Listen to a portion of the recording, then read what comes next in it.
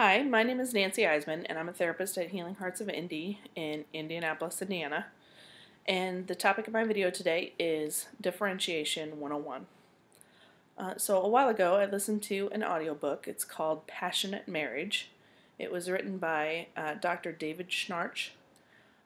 It's all about a Bowenian family systems approach to marital sexuality.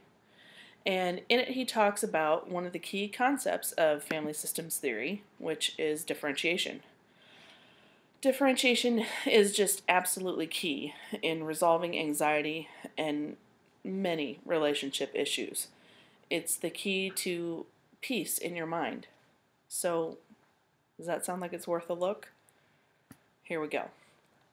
So, the simplest way that I can think of to describe differentiation is that it is finding my own emotional space as opposed to being enmeshed or cut off. And I'll define those for you. So, first of all, enmeshment. Enmeshment is an emotional over-closeness or an emotional fusion. And so, here's what it looks like. It sounds something like, I'm okay with who I am as long as someone else thinks I'm okay. And now we're enmeshed. It's a coping tactic. It's used to get the other person to bind my anxiety about who I am and to tell me whether or not I'm lovable or acceptable. This usually stems from having at least one emotionally distant caregiver. And then the other side of that coin is cutoff. It's an emotional overdistance. It looks something like this. I can't handle talking about feelings for long or endure true intimacy and vulnerability. So I need to back you away from me when you try to get too close. It's equally reactive as enmeshment. One is a closing and one is a distancing. It's also a coping tactic. It's used to control anxiety about a lack of self and a lack of a voice. And it usually stems from having at least one overly invasive caregiver. So, if I'm differentiated, I don't need over closeness to feel accepted, nor do I need over distance to feel safe. I can tolerate fluctuations in closeness and distance from those closest to me because I feel good about me, accepting and loving myself from the inside, and having the ability to know who I am and where my boundaries are to remain emotionally safe. So I'd like to talk a little bit more about what it looks like to experience that kind of emotional calmness, balance, safety.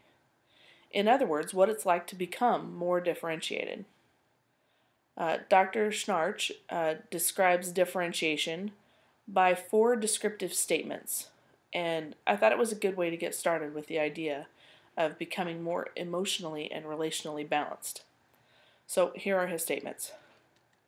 Differentiation is being clear about who you are while you are close to people who are important to you. Differentiation is having the ability to regulate your own anxiety. In other words, not needing someone else to do that for you. Differentiation is not getting reactive when your partner gets anxious or reactive with you. So, in other words, letting your partner be able to have their feelings without you having to take them on. And number 4, lastly, differentiation is having a tolerance for the discomfort of growth. Growth is very discomfort. Change is very uncomfortable. And so being able to have a tolerance for that is part of being differentiated. So in order to have a strong, long-term healing effect in any relationship when it comes to enmeshment or cutoff, it's really not about finding different things to do to meet each other's needs. That's the most effective treatment. Rather, it's helping one or both individuals become more differentiated. Then meeting each other's needs becomes so much easier. It not only makes folks less needy and scared on the inside, it makes them better able to give. And not only that, to tolerate true closeness and vulnerability. Another relational paradox. We need to emotionally separate ourselves in order to get closer. So, if we look at this a little bit deeper, it tells a story of the journey towards differentiation. So, see what you think. Becoming more differentiated allows me to achieve an inner peace. If I know who I am, I don't have to worry about who you think I am or who you want me to be. I can lay down my mask and be my authentic self. That's good. That allows me to regulate my own anxiety or calmness because now I don't need you to do it for me anymore. I'm okay with me whether you are or not. I know where I stop and you begin. And I know if you are too invasive. And if so, I can use my boundaries and my voice to gently ease you out of my space without overreacting. That feels good. If I know who I am and I'm not worried about you causing me anxiety, then I can stay a lot less reactive when you have anxiety and thus tolerate greater intimacy with you. Your anxiety is not about me. It's not personal. It's yours. And I don't have to take it on, and I don't have to take it personally. I don't have to internalize that. Now you can be anxious and have a bad day at work or whatever, and I'm okay. I don't have to take any of that on. I can listen and understand what it's like to be you, and we can have true connection without judgment. Yeah, that feels good. And finally, I know that truly accepting myself takes a ton of courage. It means that I have to let down my walls while still maintaining the boundary of who I am. But I have to let myself become more visible. Other people will be able to get to know me. Yikes. And they might just judge me to be not good enough. Whoa. I might be found to be unworthy or unlovable in their eyes somehow. Oh boy. And then I have to deal with those feelings. Worst fear there is. Do you see how our fears creep in to keep us from truly accepting ourselves? Those are the voices in your mind that need to be fought. And this stuff is scary. It's extremely difficult.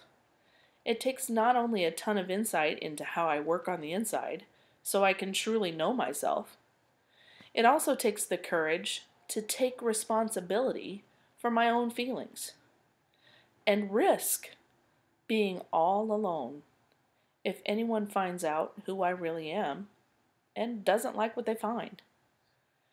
Since we're built hardwired for connection, that prospect is seriously terrifying.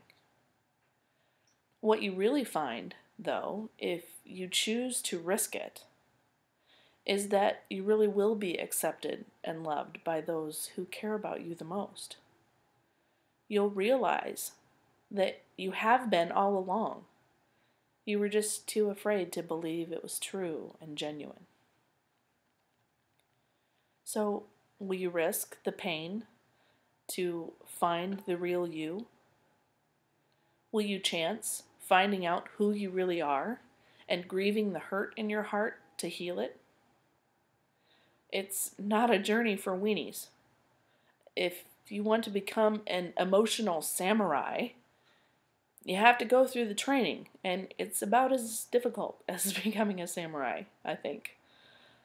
And I think that the old saying in this situation holds true. No pain, no gain.